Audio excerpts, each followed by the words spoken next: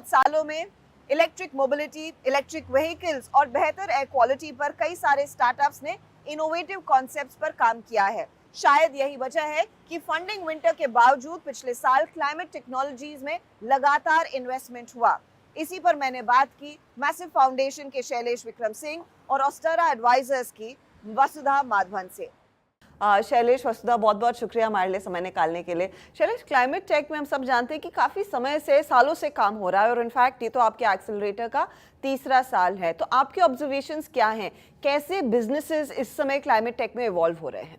जैसे हमने शुरू किया 2020 के आसपास, तो मैं वसुधा से बता रहा था कि अभी तक हमारे इस एक्सीलेटर से करीब करीब 300 के आसपास स्टार्टअप हमने देख चुके हैं और अभी तक उन लोगों ने टोटल $450 मिलियन रेज कर चुके हैं। So it's not a small number, काफ़ी तेज़ ग्रोथ हो रही है।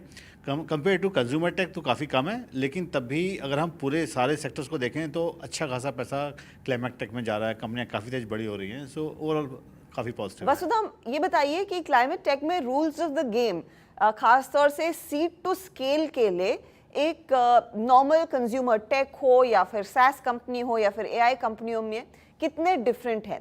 क्या यहाँ पर ज़्यादा समय लगता है, ज़्यादा पेशेंस की ज़रूरत है?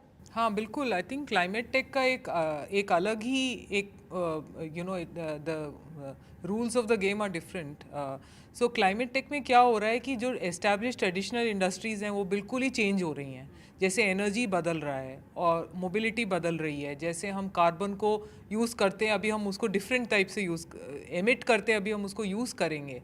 सो ऑल ऑफ दिस इसके वजह से क्या हो रहा है कि बिजनेसेस का R&D से लेके स्केलिंग अप तक का जर्नी एक डिफरेंट रहेगा और इसीलिए पेशेंट कैपिटल की ज़रूरत है। और एक VC और या कोई जो इक्विटी इन्वेस्टर है या डेट इन्वेस्टर है, उसके लिए जो जिस नजराने से उसको देखना है इस बिजनेस को, वो भी बदलना चाहिए थोड़ा सा। अच्छा, इंडियन कॉन्टेक्स्ट में अभी इस समय देखें तो सबसे ज़्यादा जो इनोवेशंस आए हैं वो मोबिलिटी की तरफ आए हैं, इलेक्ट्रिक व्हीकल्स की तरफ आए हैं। ये इकोसिस्टम अब यहाँ से और कितना इवॉल्व होता आप देखेंगे? या एब्सोल्युटली, आई थिंक हमारे देश में सबसे ज़्यादा शेयर ऑफ फंडिंग भी उन्हीं को गई है और सबसे ज़्यादा प्रोग्रेस भी वहीं हुआ है। Of course as a country हमने रिन्यूएबल एनर्जी में बहुत प्रोग्रेस ऑलरेडी किया है, उसमें काफ़ी इक्विटी भी इन्वेस्ट हुआ है, डेट भी इन्वेस्ट हुआ है, बड़े कंपनीज़ हैं उसमें।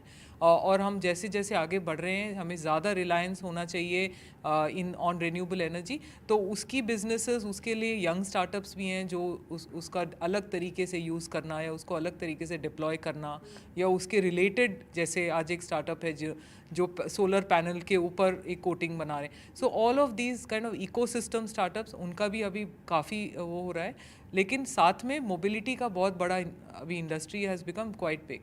सो इलेक्ट्रिक स्कूटर हो या वो इलेक्ट्रिक रिक्शा हो या इलेक्ट्रिक कार्गो व्हीकल हो, 2 और 3 व्हीलर्स में हमारे देश ने सबसे ज़्यादा इलेक्ट्रिफिकेशन दिखाई है। एंड इसका रीज़न ये है कि इसके इकोनॉमिक्स बहुत अच्छे हैं और हमारे पूरे ग्लोबल तौर पे देखें तो इंडिया ही है जो 2 व्हीलर और 3 व्हीलर डिपेंडेंट कंट्री है और सबसे ज़्यादा इजी टू इलेक्ट्रीफाई। तो इसमें फंड रेजिंग भी हो रही है क्योंकि ये ज़्यादा स्केल अप भी हो रहे हैं कंपनीज। शैलेश, क्योंकि mobility in fact across south east Asia अच्छी खासी चली है, चाहे वो थाईलैंड हो, इंडोनेशिया हो, भारतीय बाजार में हम अपने एग्जाम्पल्स को बहुत अच्छे से समझते हैं। लेकिन ये मोबिलिटी से एनर्जी का ट्रांजिशन अब शुरू होने लगा है क्या? जी हाँ, वो तो मतलब इसमें क्या हुआ, बड़ा इंटरेस्टिंग पॉइंट हुआ है। जब हम भी मोबिलिटी की बात करते हैं, जब भी हम क्लाइमेट सेक्टर की बात करते हैं, तो अगर हम सारे सेक्टर में देखते हैं तो हमें लगता है कि मार्केट कितनी बड़ी है, छोटी है। क्लाइमेट में उल्टा है, क्लाइमेट में मार्केट बहुत ज़्यादा बड़ी है क्योंकि जो सबसे गरीब तबका भी है वो भी बहुत डिपेंडेंट है, क्योंकि इंडिया में मोबिलिटी तो है ही नहीं। तो आपके अब उससे क्या हुआ कि जब डिमांड आपकी बढ़नी शुरू हुई है तो उसके बैटरी के प्राइसेस गिरने शुरू हो गए। तो बैटरी के प्राइसेस मतलब 4-5 साल में ही, मतलब जब टेस्ला शुरू किया तब $1000 पर किलोवाट था। आज की डेट में वो $60 पे आ गया है, $60 से $70 पर किलोवाट पे आ चुका है। ठीक है, तो इस प्राइस पॉइंट पे एनर्जी स्टोरेज भी बहुत वाइबल हो जाता है और वो जो मोबिलिटी का इतना मैसिव जो यूज़ हो रहा है उसी की वजह से स्टोरेज भी वाइबल होते जा रहा है, क्योंकि सोलर स्टोर में सबसे बड़ी प्रॉब्लम स्टोरेज की है और स्टोरेज चूँकि अब आपका वाइबल होते जा रहा है तो सेम बैटरी सिस्टम आपके सोलर को पावर कर सकता है, पावर स्टोर कर सकता है और वही आपकी बैटरी को व्हीकल कर सकता है। वसुधा, आप एक इन्वेस्टमेंट बैंकर हैं, तो आपका प्लेटफॉर्म बेसिकली वेंचर कैपिटलिस्ट और स्टार्टअप्स को एक मंच पर लाने का काम करता है और उनके बीच में फिर इवेंचुअली वो फंडिंग का ट्रांजैक्शन हो ना हो।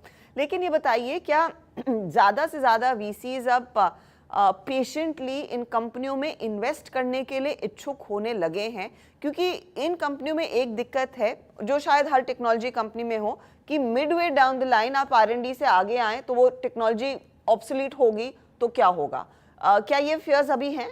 तो इसीलिए प्रूफ पॉइंट्स होने चाहिए या अडॉप्शन होना चाहिए कंज्यूमर के साथ।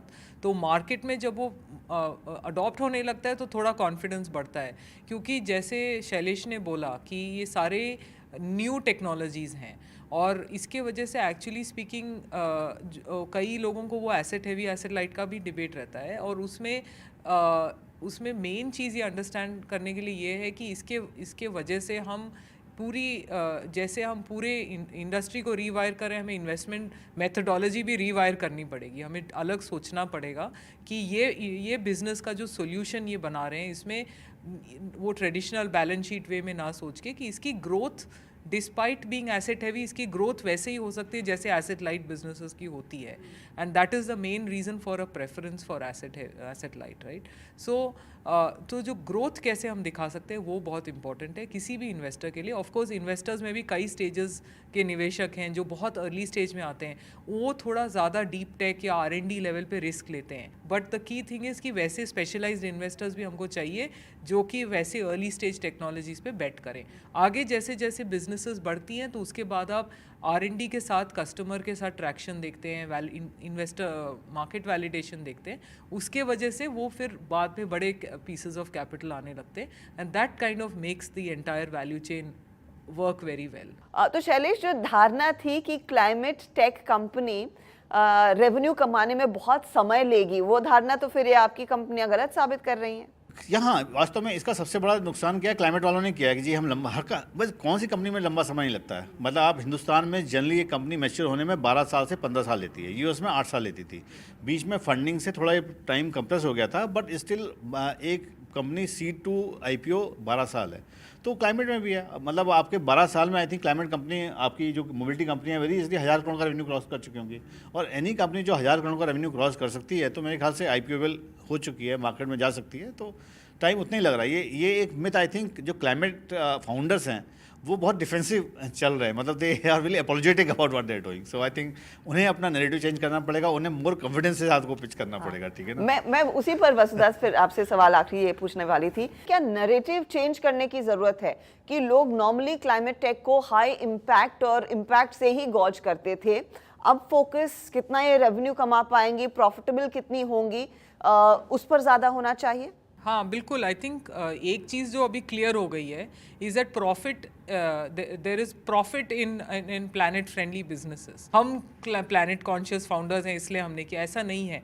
ये जो इनोवेशंस हुए हैं ये सबके लिए इकोनॉमिक फ़ायदा क्रिएट कर रहे हैं, कि जब आपने जो इनोवेशन और R&D करी और वो आपने बिजनेस सारे बिजनेस मैट्रिक्स आपने प्रूव कर दिए, तो फिर आपको अपोलोजेटिक होने की या किसी भी करने की कोई ज़रूरत ही नहीं है। You made a alternate business model which works even better than the traditional incumbent business model. So that is, वो हम उस टाइम पर हैं अभी जो बहुत सारे बिजनेसेस स्केल करके वो प्रूव करने लग रहे हैं। तो climate is now becoming something where there is profit, there is economics and there is a very fair business argument to be made. तो शायद समय आ गया कि छाती ठोक कर आप कहें कि हम क्लाइमेट टेक में हैं और हम रेवेन्यू भी अच्छा कमाएंगे और ज्यादा समय भी नहीं लेंगे।